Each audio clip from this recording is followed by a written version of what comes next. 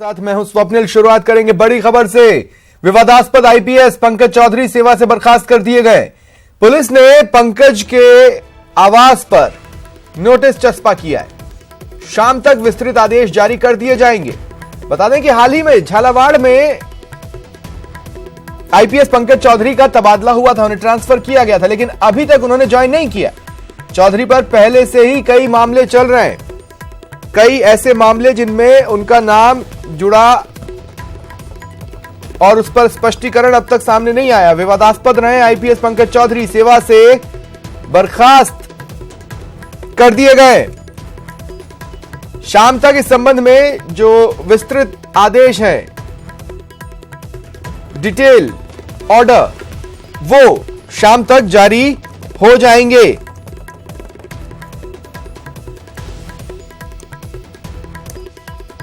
ये बड़ी खबर इस वक्त की आपको बता रहे हैं।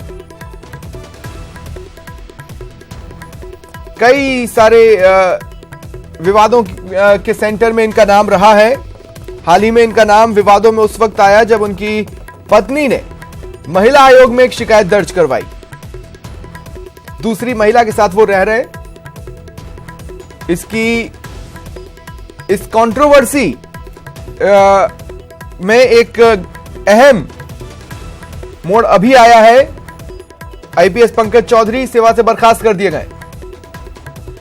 और चलिए सीधा चलते हैं सहयोगी गोवर्धन के पास, जो इस वक्त हमारे साथ जुड़ रहे हैं। गोवर्धन, क्या जानकारी है?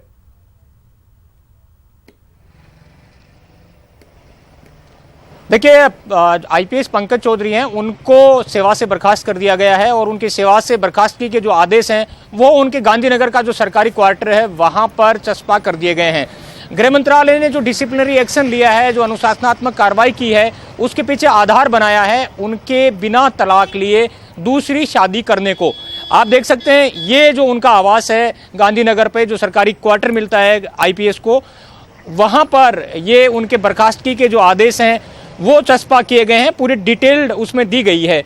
आप देख सकते हैं ये जो ऑर्डर है उस पर लिखा गया है, dismissal from service which shall ordinary be a disqualification for future employment under the government is impose on said Shri Pankaj Kumar Chaudhary IPS. तो ये तय हो चुका है कि उनको सेवा से बर्खास्त कर दिया गया है। ये पूरा जो नोटिस और जो ऑर्डर है वो है मिनिस्ट्री ऑफ होम अफेयर्स का, गृह मंत्रालय का ये ऑर्डर है। 19 फरवरी को ये जारी कर दिया गया था। ये जो ऑर्डर है वो तामील करवाने के लिए इनको भेजा गया था, लेकिन ऐसा कहा जा रहा है कि पंकज चौधरी ने वो रिसीव नहीं किया था, लिहाजा उनके घर के बाहर ये उनके बर्खास्तगी का ऑर्डर है वो चिपकाया गया है।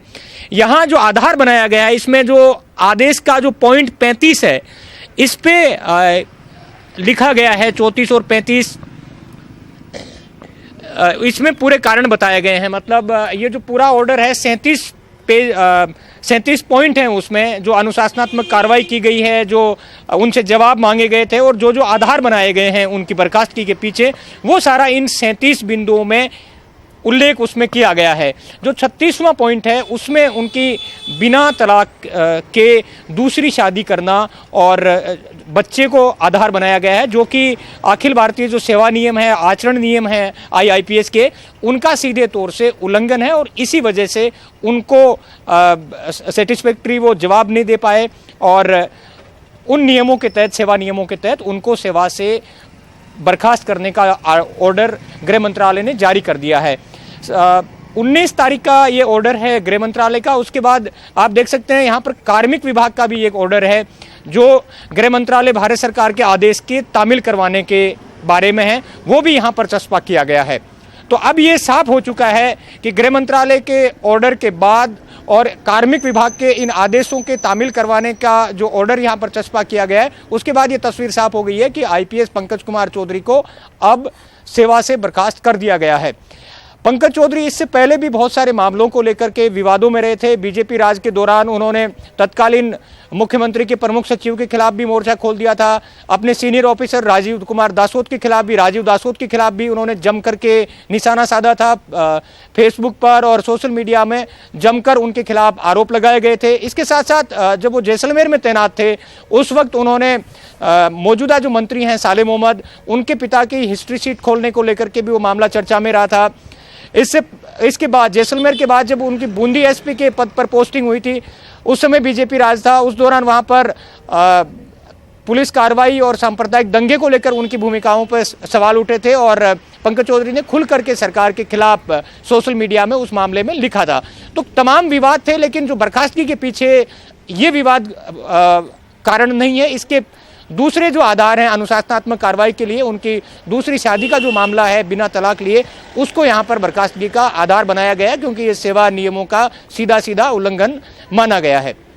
जी जी और बने रहे गोवर्धन मेरे साथ। मेरे सहयोगी राकेश गुसाई भी इस वक्त मेरे साथ फोन लाइन पर मौजूद है। राकेश, इस मामले में आपको याद होगा कि विभागीय आयुक्त थे जिन्होंने जांच रिपोर्ट राज्य सरकार को सौंपी थी।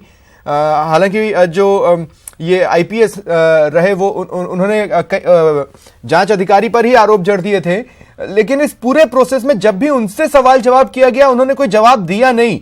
तो इस बार भी बिना जवाब के ही ये कार्रवाई की गई, उन्हें बर्खास्त किया गया है, या फिर जवाब आया और पूरा प्रोसीजर कंप्लीट हुआ है? क्योंकि इंतजार तो हमें विस्तृत आदेश का है।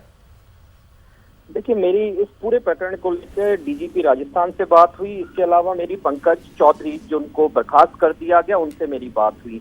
दोनों की बातों के अंदर जो मुझे मोटी मोटी बात समझ में आई अभी तक, उस पूरे घटनाक्रम को मैं दर्शकों तक पहुंचाना चाहता हूं कि पंकज चौधरी का ये कहना है कि उनकी जो दो शादी वाली बात है, हाईकोर्ट इलाहाबाद हाईकोर्ट ने मई माह के अंदर, मई 2018 के अंदर उनको रिलीज कर दिया था कि आप तलाक आपका स्वीकृत कर लिया गया है, आप रिलीज हो गए हैं पहली शादी से। इसका मतलब कि आप दूसरी शादी कर सकते हैं। इन्हीं चीजों को कुछ बिंदु हैं जिनको मैं आपको बताना चाहता हूं कि इन्होंने पूर्व सरकार के ऊपर क्या आरोप लगाए हैं पंकज चौधरी ने कि उन्होंने निष्पक्ष रूप से जांच नहीं कराई है। उन्होंने जो डिपार्टमेंटल जो इंक्वायरी उनके खिलाफ हुई थी, रविशंकर श्रीवास्तव जो उन्होंने इंक्वायरी की थी, उनके खिलाफ भी उन्होंने आरोप लगाया कि वो खुद भ्रष्टाचार में पूर्व में लिप्त पाए गए और उन्होंने मेरे से पूरा अनुसंधान नहीं किया, मुझसे कोई इन्वेस्टिगेशन नहीं की और अपने स्तर के ऊपर रिपोर्ट बनाई और रिपोर्ट को केंद्रीय गृह मंत्रालय के सुपुर्द कर दी।